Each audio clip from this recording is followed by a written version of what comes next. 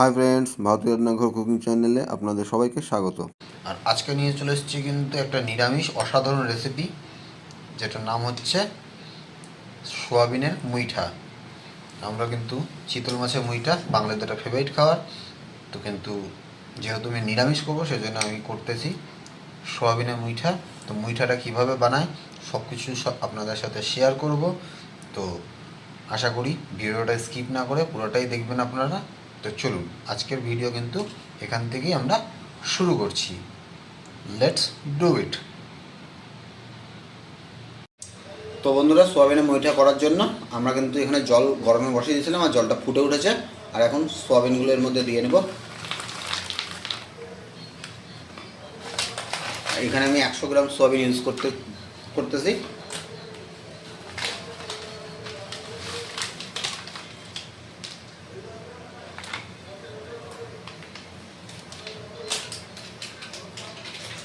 আর এখন সোয়াবিনটা আমি ঢাকা দিয়ে দেবো 5 মিনিটের জন্য। সোয়াবিনটা ফুটে উঠলেই আমি তারপর এটা নামাবো। তো বন্ধুরা, আমাদের কিন্তু সোয়াবিন একদম দেখুন সেদ্ধ হয়ে গেছে। আর দেখলেই বুঝতে পারতেছেন সোয়াবিনগুলো কিন্তু যে সাইজের ছিল তার ডবল হয়ে গেছে। আর এখন সোয়াবিনগুলো আমি এভাবে ছেঁকে উঠিয়ে নেব। আর এখানে ঠান্ডা জলে, মানে রুম টেম্পারেচারের যে জল, সেখানেই রেখে দিচ্ছি।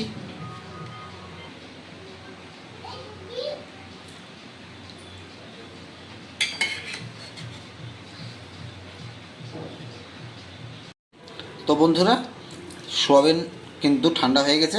আর এখন যতটা পারবেন এভাবে সোয়াবিনের জলগুলো বের করে নেবেন। আর বের করে নেওয়ার পর মিক্সিতে এটা আমরা দিয়ে নেব সেম এই প্রসেসে। কারণ জল থাকলে কিন্তু গ্রেভির টেস্টটা একদম ভালো আসবে না, তাই এইভাবে জলগুলো আমরা বের করে নেব। আমাদের সব সোয়াবিনগুলো কিন্তু জল ঝরায় মিক্সিতে দিয়ে দেওয়া হয়েছে। আর এখন মিক্সিতে একটা পেস্ট বানিয়ে নিব আমরা। তো বন্ধুরা, আমাদের সোয়াবিনের কিন্তু যে আমরা পেস্টটা করবো বলেছিলাম সেই পেস্টটা হয়ে গেছে। আর এখানে কিন্তু আপনারা একদম মিহি করে পেস্ট করবেন না, অল্প কিমা কিমা যে হিসাবে আমি করেছি দেখুন, এই হিসাবে পেস্ট করলে আপনাদেরই সুবিধা হবে। তো এখন পেস্টগুলো প্রথমে দিয়ে নেব। তো এখন এর মধ্যে দিয়ে নেব বন্ধুরা প্রথমেই সামান্য পরিমাণে কাশ্মীরি লাল লঙ্কার গুঁড়ো।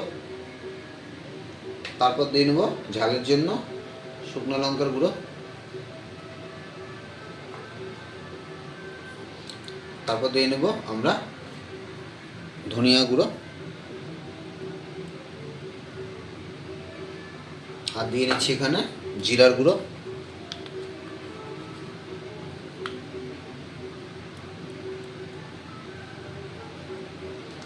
তারপর এখানে দিয়ে নিচ্ছি আমরা সামান্য গরম মশলার গুঁড়ো।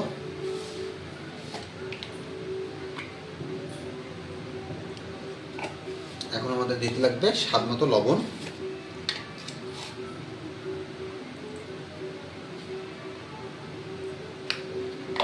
আর দিয়ে নেব আমরা 2 চামচ বেসন।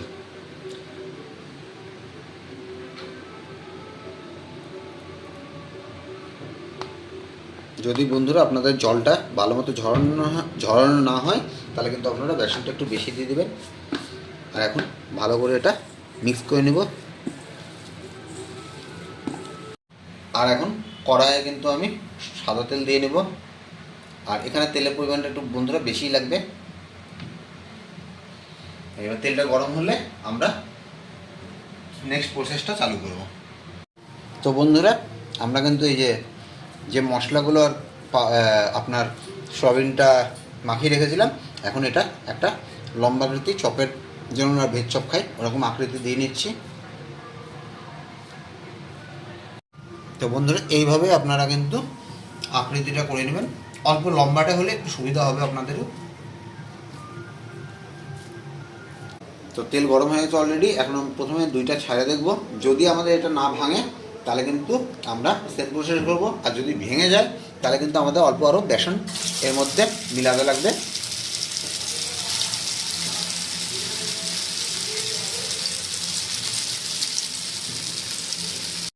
তো বন্ধুরা দেখুন আমাদের দুটা কিন্তু একদম ইনট্যাক্ট আছে, একদম ভাঙে নাই, তার মানে আমাদের আর বেসন মিলাতে লাগবে না। আর এখন এই দুটো উঠায় নিয়ে বাকিগুলো আমরা একবারে ভেজে নিব।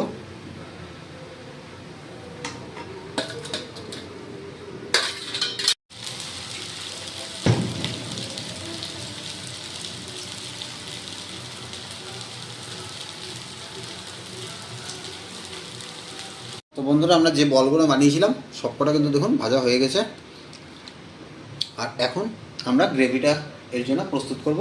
তো চলুন দেখতে থাকুন আমাদের ভিডিওটা। ফোড়নের জন্য আমরা দিয়ে নেব একটা তেজপাতা, আর তার সাথে দিয়ে নেব আমরা এক কুচি দারচিনি, দুইটা এলাচ আর দুইটা লবঙ্গ।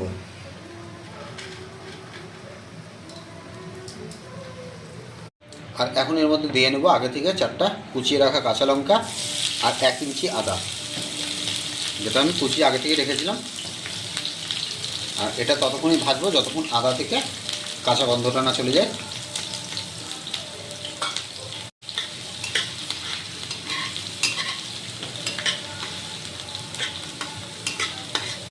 আর আদা কিন্তু ভালো করে ভাজা হয়ে গেছে বন্ধুরা, কাঁচা গন্ধটা আদা চলে গেছে। আর এখন এর মধ্যে দিয়ে নেব কিছু মশলা, গুঁড়ো মশলা। তার মধ্যে প্রথমে দিয়ে নিলাম আমরা হলুদের গুঁড়ো, তারপর দিয়ে নেব লঙ্কার গুঁড়ো, দিয়ে নেব ধনের গুঁড়ো, আর লাস্টে দিয়ে নেব জিরের গুঁড়ো। এখন মশলাটাকে ভালো করে কষিয়ে নেব আমরা, যতক্ষণ মশলা থেকে তেল না ছেড়ে দেয়।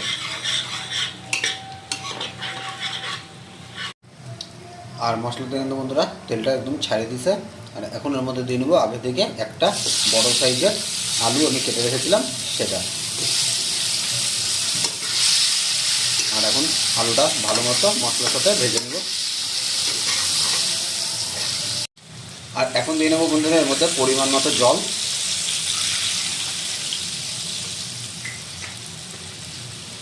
আর তার সাথে দিয়ে নেবো আমরা স্বাদ মতো লবণ।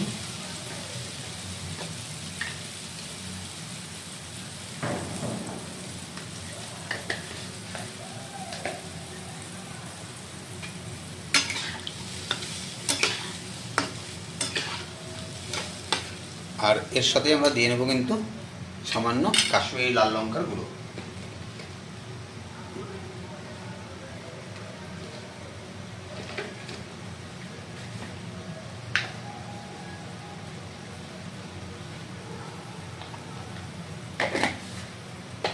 এই লঙ্কার গুঁড়োটা কিন্তু বন্ধুরা শুধুমাত্র কালারের জন্য, এটা কিন্তু ঝালের জন্য একদমই না। আর এখন এটা আমরা 10 মিনিটের জন্য ঢেকে দেবো। 10 মিনিট পরে এসে আবার চেক করব। আলুটা আমাদের সেদ্ধ হলে কিন্তু আমাদের মোটামুটি 80% রান্নাটা কমপ্লিট হয়ে যাবে। তো বন্ধুরা আমাদের আলু সেদ্ধ হয়ে গেছে। আর কতটা সেদ্ধ হয়েছে বুঝুন, এ দেখুন পুরো কেটে যাচ্ছে আলু। আর এখন এর মধ্যে আমরা দিয়ে নেব যে বলগুলো বানায় রাখছিলাম সোয়াবিনের, সেগুলো।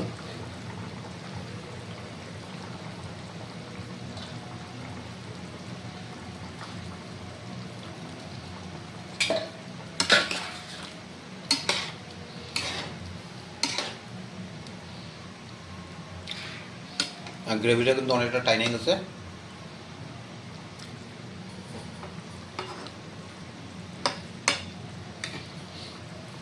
আর তার সাথে এর মধ্যে দিয়ে নেব আমরা 1 চামচ ঘি।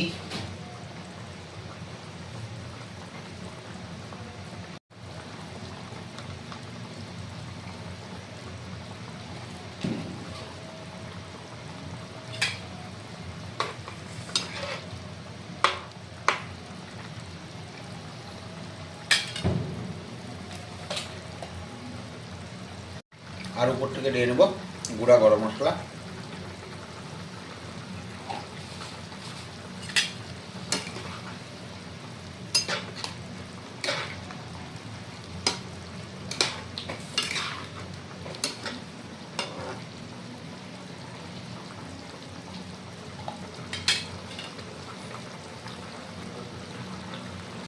তো বন্ধুরা, আমাদের সোয়াবিনের মুইঠা কিন্তু একদম রেডি হয়ে গেছে।